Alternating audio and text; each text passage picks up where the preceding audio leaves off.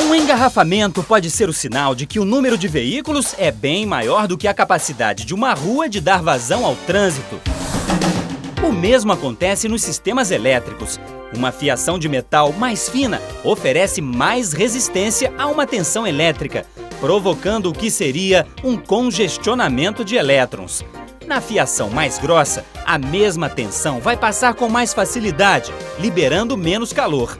No laboratório, Raíssa e Orlânia aprenderam a lição na prática. Duas cartolinas representam diferentes fios de metal. Quando temos dois fios de mesmo comprimento e grossuras diferentes, o maior tem mais facilidade de passar a corrente, porque ele possui menos resistência.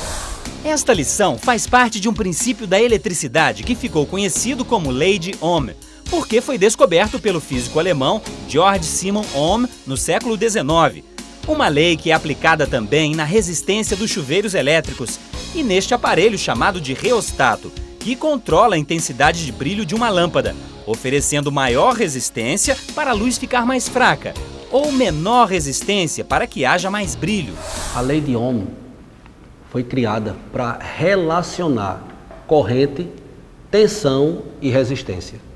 Então, ele variando a corrente, ou melhor, a tensão ou a resistência, ele consegue relacionar essas três grandezas. O que Ohm concluiu foi que a corrente era inversamente proporcional à resistência e diretamente proporcional à tensão.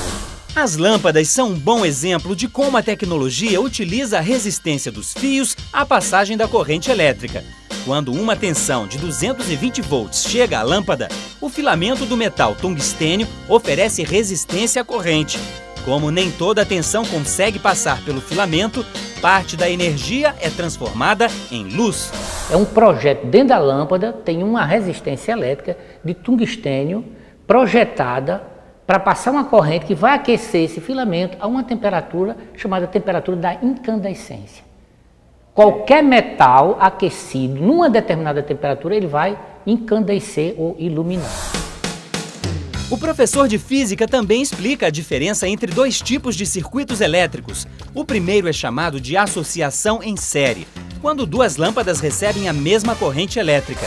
Eu vou fazer uma ligação aqui, onde a corrente elétrica vai dar um drible nessa lâmpada aqui. A gente chama isso lá de curto-circuito. O que é que vai acontecer com a tensão nessa lâmpada aqui? Fica 220. Fica 220. Então agora ela está brilhando de acordo com as especificações do fabricante? Está. Pronto, porque você pegou as 220 volts e colocou os 220 somente para essa lâmpada.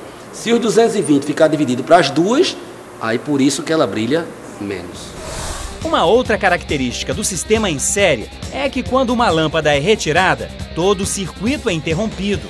Então quando eu interrompo a corrente aqui, o circuito deixa de funcionar.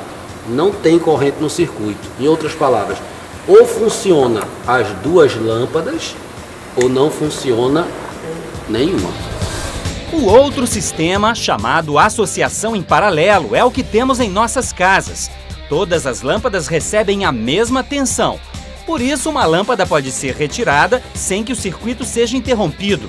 Esse circuito agora, as duas lâmpadas estão associadas em paralelo. Qual é a característica que identifica uma associação em paralelo? A mesma tensão. Ou seja, as duas lâmpadas estão submetidas à mesma diferença de potencial, tensão, voltagem.